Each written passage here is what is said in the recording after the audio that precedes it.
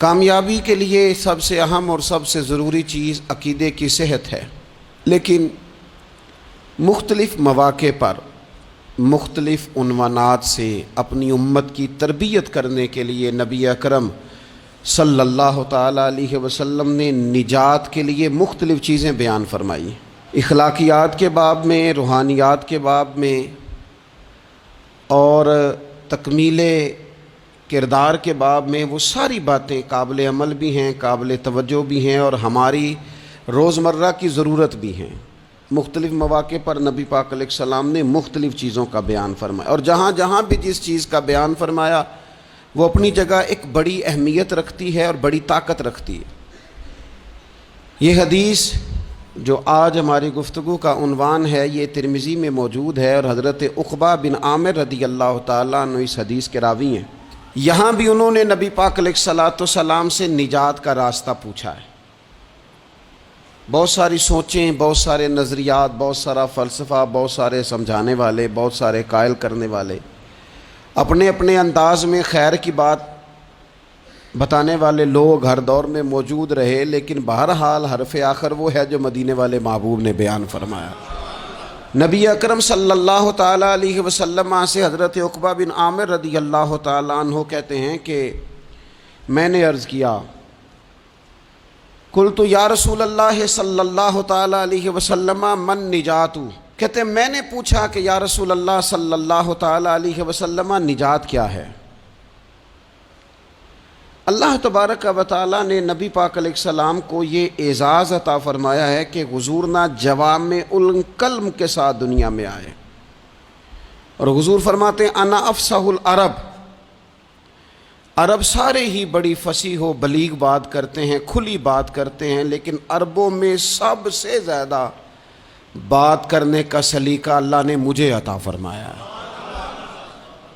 یہ حضور علیہ السلام کی شان اقدس ہے کہ بہترین انداز میں حضور تھوڑے جملوں میں گہری بات، الفاظ کے لحاظ سے وہ بات مختصر ہے اور مفاہیم کے لحاظ سے اتنی وسیع ہے کہ سارے سمندر اس کے اندر سمو دیے نبی پاک علیہ السلام۔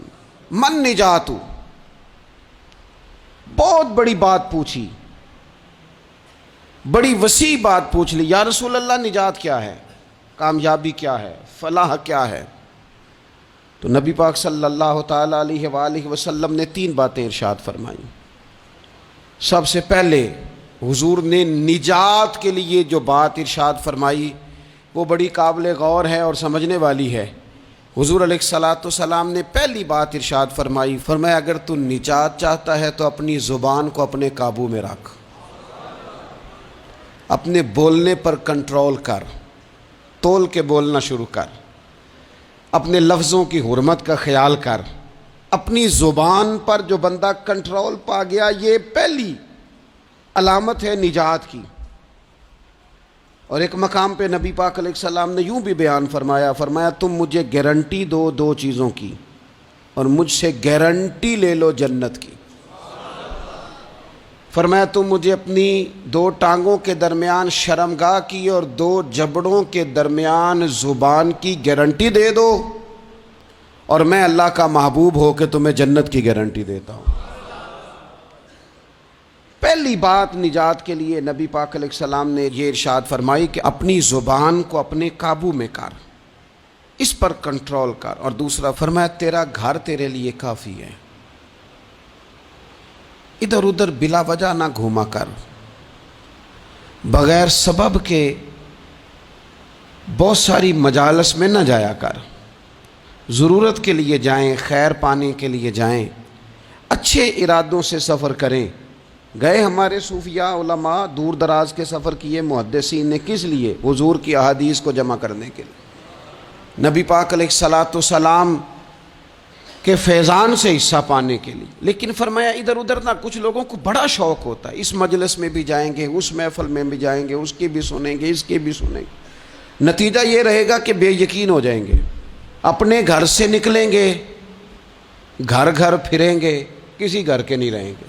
تیرے لیے تیرا گھر کافی ہے، اپنے گھر رہ، اپنا گھر جو ہے وہ وہ تجھے کفایت کرے، اپنے گھر میں قیام کر۔ یہ دوسری علامت ہے نجات کے لیے۔ اور تیسرے نمبر پہ نبی اکرم صلی اللہ تعالی علیہ وسلم نے فرمایا اگر تو نجات چاہتا ہے نا تو اپنی خطاؤں پہ رویا کر، اپنی خطاؤں پہ آنسو بہا، اپنے آپ پہ رو، اگر چاہتا ہے کہ بچ جائے۔ تین چیزیں نبی پاک علیہ الصلوۃ والسلام نے بیان فرمائیں، زبان کو قابو میں کرو، اپنے گھر میں قیام کرو، اور فرمایا کہ تم اپنی خطاؤں پہ رویا کرو۔ یہ تین اگر چیزیں تمہیں میسر آتی ہیں تو پھر رسول پاک علیہ السلام کی زبان فیض حق کے ترجمان سے گارنٹی مل رہی ہے کہ اللہ اس بندے کو نجات عطا فرمائے گا۔ بہت شوق ہے لوگوں کو باتیں کرنے کا، بڑی باتیں، اوئے ہوئے، جو بات بڑے مختصر لفظوں میں 2 جملوں میں بیان ہو سکتی ہے اس کے پیچھے اتنی لمبی تمہید باندھیں گے کہ اصل بات ہی رہ جائے گی بیچ میں سے۔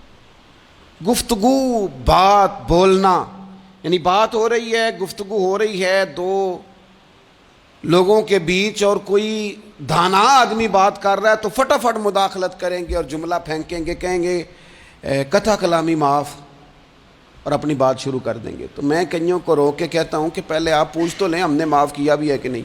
بہت باتیں کرتے ہیں بعض لوگ، بہت باتیں کرتے ہیں، اور دنیا میں جو زیادہ خطائیں ہوتی ہیں وہ زبان کی وجہ سے ہوتی ہیں۔ عملاً کوئی کسی کو کیا تکلیف دے گا، ہاتھ کوئی کسی پہ کیا اٹھائے گا، لیکن لفظوں کے تیر، جملوں کے ترش لہجے اور زبان کی کڑواہٹ، حضرت عثمان غنی رضی اللہ تعالیٰ عنہ فرمایا کرتے تھے کہ زبان تو روح کو گھائل کر جاتی ہے، بندے کو اندر سے توڑ کے رکھ دیتی ہے یہ زبان۔ بہت سارے لوگ تھے، انہوں نے بہت سارے جملے زندگی میں بولے، میں یقین سے کہتا ہوں کہ انہیں بھی پچھتاوا ہوا کہ یار مجھے یہ والا لفظ نہیں کہنا چاہیے تھا، لیکن کاش یہ بعد میں پچھتانے سے پہلے آپ سوچ لیتے۔ اور بہت سارے لوگ ایسے ہیں جو مجھے پتہ ہے جو وہ کہہ رہے ہیں وہ معافی ضمیر ان کا نہیں ہے، وہ ان کے خیالات نہیں ہوتے، لیکن وہ کہہ دیے انہوں نے، اور کہنے کے بعد اندازہ ہوا کہ یہ ہمیں کہنا نہیں چاہیے تھا۔